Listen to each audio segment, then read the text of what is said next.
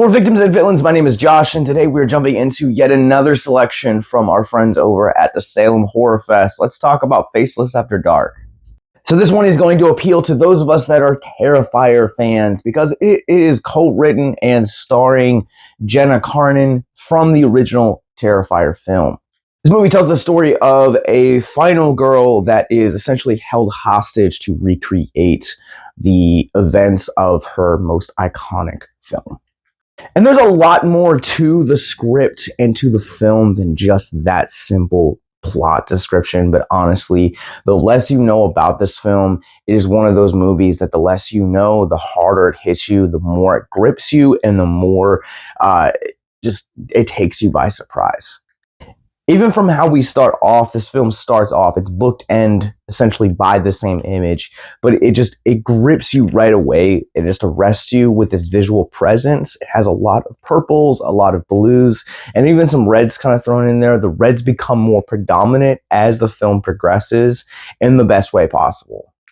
I think one of the things that I really valued a lot about how the color is used throughout the course of the film, especially with the reds, is that as the film progresses and kind of becomes a little bit more unhinged, it becomes an extension of Kanel's kind of sense of mind of where her character is at. And I thought that was just such a clever use of color and also gives it purpose within the narrative as well.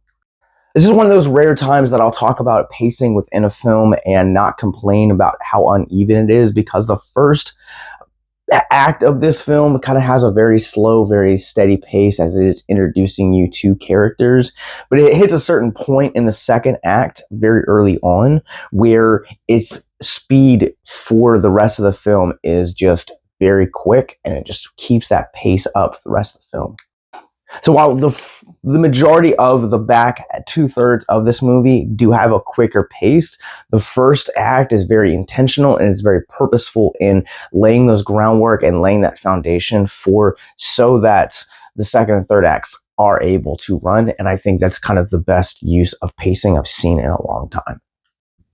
Kanel pulling double duty on this one just kind of gives me a sense of regret that I have not paid attention to her career more. I absolutely adored her in this. She is such a badass, and yet also has these moments where she's able to be vulnerable, and you kind of get to see the full range that she has as an actress, but also to learn that she was the co-writer on this film as I was watching the credits, which just made me that much more impressed. So please keep creating characters like this. Please keep creating stories like this.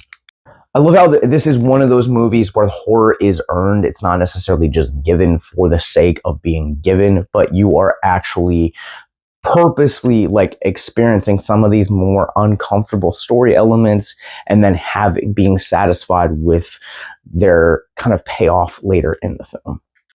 Honestly, I feel like there's a lot more that I want to say, but the more that I want to talk about this movie, including the mental health of this movie, definitely gets into a lot of the spoiler territories. I'm just going to make this a short review and jump into the rating. I'm going to go ahead and give Fearless After Dark a 4 out of 5. I think this is a very strong, very smart slasher film. It has a great cast.